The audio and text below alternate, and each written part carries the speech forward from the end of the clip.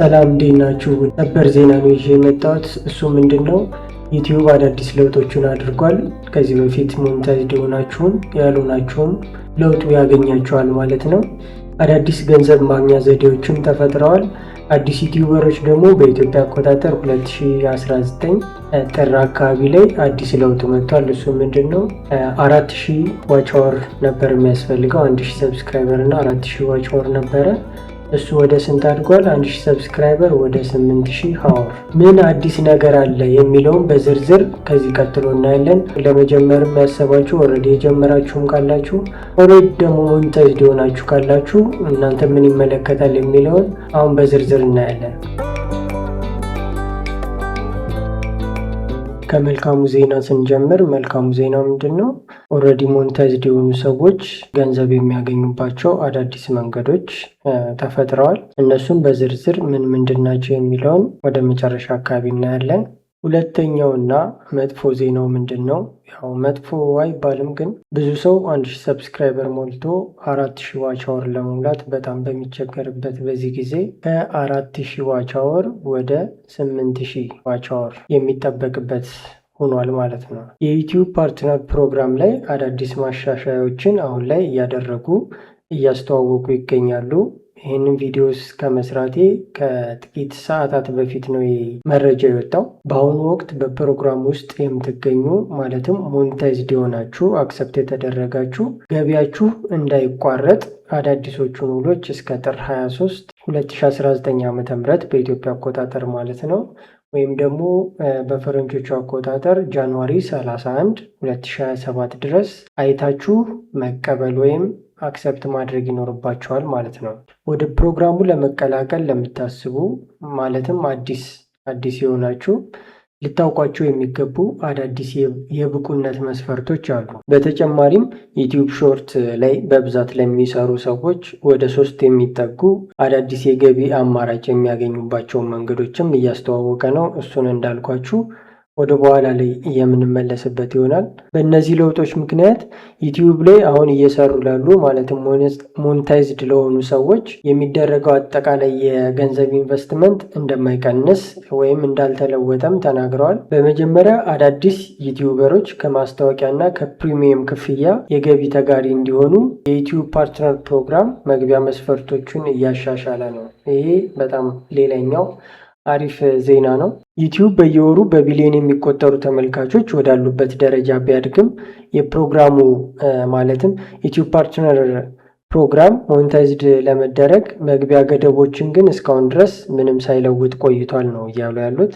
የዩቲዩብን እድገት ታሳቢ በማድረግ ከየካቲት 24 ቀን 2019 ዓ.ም በእኛ አቆጣጠር ማለት ነው ወይም ደግሞ በፈረንጆቹ አቆጣጠር ፌብሩዋሪ 1 2027 ጀምሮ ለአዳዲስ ዩቲዩበሮች የተቀመጡ የመግቢያ መስፈርቶች ተቀምጠዋል። እነሱም ቅድም እንዳልኳችሁ 1000 ሰብስክራይበሮች ባለፉት 12 ወራት ደግሞ በአንድ ዓመት ማለት ነው 8000 ተቀባይነት ያለው ያ ማለት 8000 ፐብሊክ ዋች አወር ያለው የእይታ ሰዓት ኳሊፋይድ ዋች አወር የሚባለው ማለት ነው ወይም ባለፉት 90 ቀናት ውስጥ 20 ሚሊዮን ተቀባይነት ያለው የሾርት እይታ ማግኘት ይጠበቅበታል ማለት ነው። ቀድማችሁ በዩቲዩብ ፓርትነር ፕሮግራም ውስጥ ያላችሁ ማለትም ሞኔታይዝድ የተደረጋችሁ ክሬተሮች በዚህ ማሻሻያ ምክንያት የምትነኩበት ነገር የለም። በተመልካቾች ድጋፍ ገቢ ማግኛ ወይም ፋን ፈንዲንግ በዩቲዩብ ፓርትነር ፕሮግራም ወይም በዩቲዩብ ግብይት ዩቲዩብ ሾፒንግ ማለት ነው የብቁነት መስፈርት ላይ ምንም ለውጥ አልተደረገም። በመቀጠል በየወሩ ከሾርት ማስታወቂያዎች እና ከፕሪሚየም ክፍያ ተጋሪ ለመሆን ዩቲዩበሮች አሁን ላይ ባለፉት 90 ቀናት ውስጥ 10 ሚሊዮን የሾርት እይታን ጠብቀው ማቆየት ይኖርባቸዋል። የእናንተ ስራ አስቀድሞ ተመሳሳይ የሾርት እይታ እያገኘ ከሆነ ይህ ለውጥ በገቢያችሁ ላይ ተጽዕኖ የማሳደር እድሉ ዝቅተኛ ነው። ከሁሉም በላይ ደግሞ ይህ ማሻሻያ አጠቃላይ የዩቲዩብ ፓርትነር ፕሮግራም ወይም እንደ ረዥም የቪዲዮ ማስታወቂያዎች ያሉ ሌሎች የገቢ አማራጮችን አይነካም። ያ ማለት ሾርት ቤዝድ የሆነ ቻናል ላላቸው ነው ማለት ነው ይህ የሚሰራው። ከሾርት ማስታወቂያ እና ፕሪሚየም ገቢ ለማግኘት አነስተኛውን የእይታ ገደብ ማሟላት ቢኖርባቸውም ዩቲዩበሮች በተለይም ገና ለሚጀምሩት ተጨማሪ የገቢ አማራጮች እንዲኖሯቸው ዩቲዩብ አዳዲስ ተለይተው የተዘጋጁ ማበረታቻ ፕሮግራሞችን እየጨመረ ነው። እነዚህ ፕሮግራሞች ለዩቲዩብ ሾፒንግ የሚሰጡት ቦነሶችን ከብራንዶች ጋር ለሚደረጉ ስምምነቶች የሚሰጡ ማበረታቻዎችንና ከባህላዊ የትሬንድ እንቅስቃሴዎች ጋር ተያይዘው የሚመጡ የገቢ ማሳደጊያዎችን ያካትታል ይላል። እነዚህ የተነደፉት አጠቃላይ እይታችሁን ብቻ ሳይሆን እድገታችሁንና የተመልካቹን ተሳትፎ ያ ማለት ኢንጌጅመንት ሬት መሰረት በማድረግ ለእናንተ ሽልማት ለመስጠት ነው። ዩቲዩብ እነዚህ አዲስ የተለዩ መስፈርቶችንና እንዴት መሳተፍ እንደሚቻል በቅርቡ ኖቲፊኬሽን ላይ ወይም ዳሽቦርድ ላይ የሚያሳውቀን ይሆናል ማለት ነው። በአሁኑ ወቅት በዩቲዩብ ፓርትነር ፕሮግራም ውስጥ የምትገኙ ዩቲዩበሮች ገቢያችሁ እንዳይቋረጥ እነዚህን አዳዲስ ውሎች እስከ ጥር 23 ቀን 2019 ዓ.ም ወይም ጃንዋሪ 31 2027 ድረስ አይታችሁ አክሰፕት ማድረግ ይኖርባችኋል። ሙሉ የገቢ አቅማችሁ ላይ ለመድረስ ሁሉንም ውሎች እንድትቀበሉ እናበረታታችኋለን ይላል ዩቲዩብ። ከዚህ በመቀጠል ተጨማሪ ገንዘብ የምናገኝባቸውን ያ ማለት 3 ማሻሻያ የተደረገባቸውን መንገዶች እነግራችኋለሁ። አንደኛው ፕሪሚየም ላይት የሚባል አገልግሎት ተጨምሯል። የዩቲዩብ ፕሪሚየም ላይት አገልግሎትን ፕሪሚየም በሚገኝባቸው ሀገር ሁሉ እያስፋፋ ነው ዩቲዩብ ማለት ነው። በፈረንጆቹ አቆጣጠር በ2026 መረጃው እንደሚያሳየው ዩቲዩበሮች ከአንድ ተመልካች ማስታወቂያ ይልቅ ከፕሪሚየም ክፍያ የበለጠ ገቢ ያገኛሉ። ያ ማለት ፕሪሚየም አድርገው የሚያዩ ሰዎች ይበዛሉ ማለት ነው።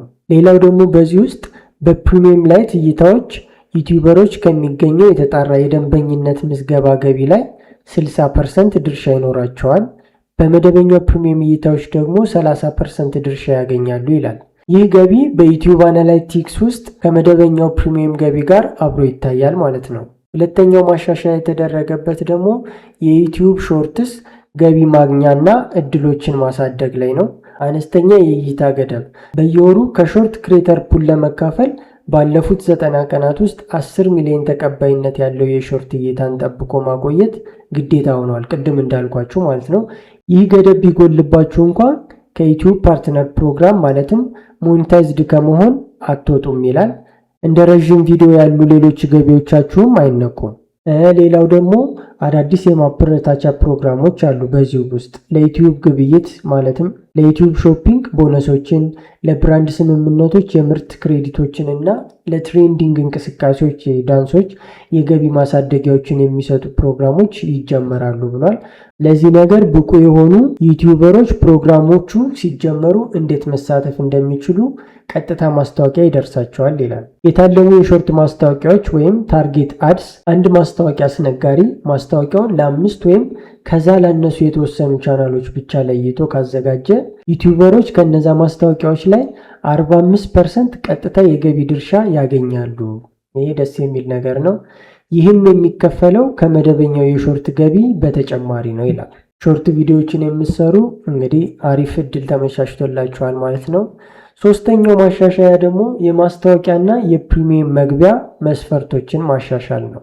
ከየካቲት 24 ቀን 2019 ዓ.ም ጀምሮ ወይም በፈረንጆች አቆጣጠር ፌብሩዋሪ 1 2027 ጀምሮ ለአዳዲስ ዩቲዩበሮች የተቀመጡ መግቢያ መስፈርቶች 1000 ሰብስክራይበሮች እና ባለፉት 365 ቀናት ወይም ደግሞ በ12 ወራት 8000 የእይታ ሰዓት ወይም ባለፉት 90 ቀናት ውስጥ 20 ሚሊዮን የሾርት እይታ ማግኘት ይጠበቅበታል።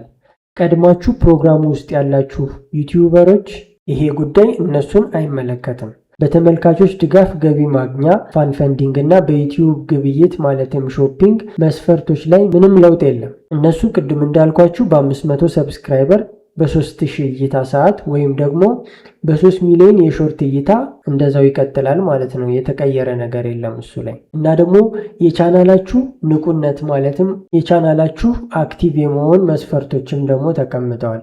ዩቲዩብ አንድ ቻናል በፕሮግራሙ ውስጥ ንቁ ነው ወይም አክቲቭ ነው ለማለት የሚጠበቅበትን መስፈርት አሻሽሏል። ከየካቲት 24 ቀን 2019 ዓ.ም ጀምሮ ወይም ፌብሩዋሪ 1 2027 ጀምሮ ቻናላችሁ ንቁ ተብሎ ወይም አክቲቭ ተብሎ የሚወሰደው ከሚከተሉት መስፈርቶች አንዱን ሲያሟላ ብቻ ነው። አንደኛ፣ ባለፉት 365 ቀናት ውስጥ 1000 ተቀባይነት ያለው የእይታ ሰዓት ማግኘት አለባችሁ። ሁለተኛ፣ ባለፉት 90 ቀናት ውስጥ 1 ሚሊዮን ተቀባይነት ያለው የሾርት እይታን ማግኘት ወይም ደግሞ በሶስተኛ ደረጃ በየ90 ቀኑ ውስጥ ማለትም ቀጣይነት ባለው መንገድ ማለት ነው 2 ረዥም ቪዲዮዎች ሎንግ ፎርም ቪዲዮ መስራት አለባችሁ፣ ወይ ደግሞ 5 ሾርት ቪዲዮዎችን አፕሎድ ማድረግ አለባችሁ ማለት ነው። አሁን ከጠቀስናቸው ውስጥ 3ቱንም ሳታሟሉ ብትገኙ ወይም ቢወርድባችሁ የ3 ወር ጊዜ ይሰጣችኋል፣ ማለትም የ90 ቀናት ጊዜ ይሰጣችኋል ማለት ነው። በዚህ ጊዜ ውስጥ 1000 የእይታ ሰዓት ወይም 1 ሚሊዮን የሾርት እይታ ማሟላት ግዴታ ይሆንባችኋል ማለት ነው። ዩቲዩብ ሁሉንም ሰው ወደ አሁኑ የንግድ ምርት ኮሜርሻል ፕሮዳክት ሞጁል እያዛወረ ነው።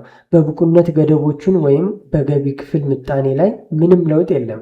ይህንን ውል እስከ ጥር 23 ቀን 2019 ዓ.ም ወይም እንደ ፈረንጆቹ አቆጣጠር ጃንዋሪ 31 2027 ድረስ በዩቲዩብ ስቱዲዮ ውስጥ አክሰፕት ማለት አለባችሁ።